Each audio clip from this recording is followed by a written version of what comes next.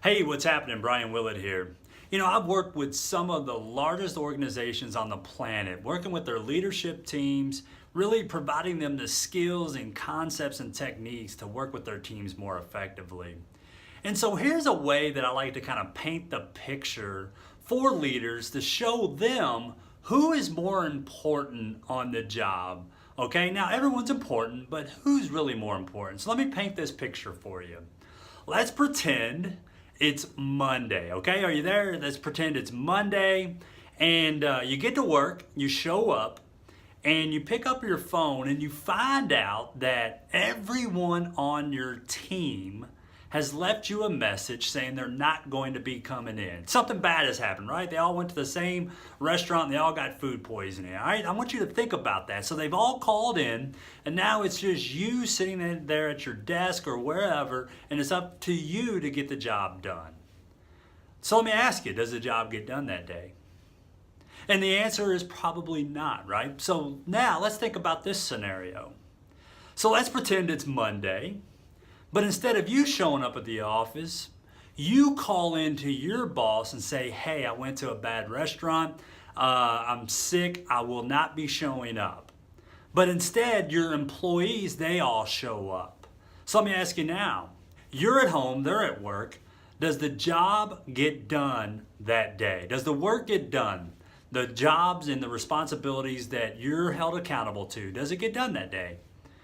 Well, the answer is yes, right? Because those people are there to execute the plan. Because if you're in leadership, it's your job to put the right people in place and then lead them effectively to get the job done. But the chances are you're not doing the actual work yourself.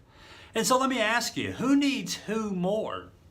Do you need your people more, or does your people need you more? Well, again, I'm going to answer that for you. You need your people more. If you're in leadership, you need your people because they're the ones on the streets, they're the ones in the trenches getting the job done every single day.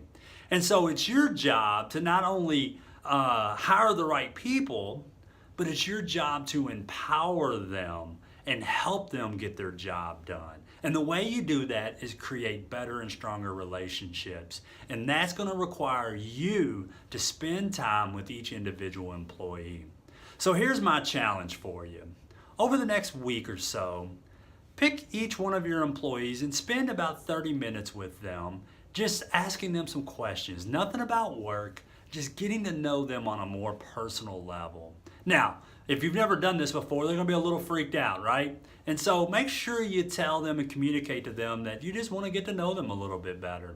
And I would encourage you to do it out of your office, do it in a place that, maybe in a coffee shop, but in a place that's more comfortable where there's just not this boss-employee type of scenario. So get out from behind the desk. That's my advice for you. Spend some time with them, spend 30 minutes to get to know them a little bit more because, again, you need them more than they need you. Make it a great day.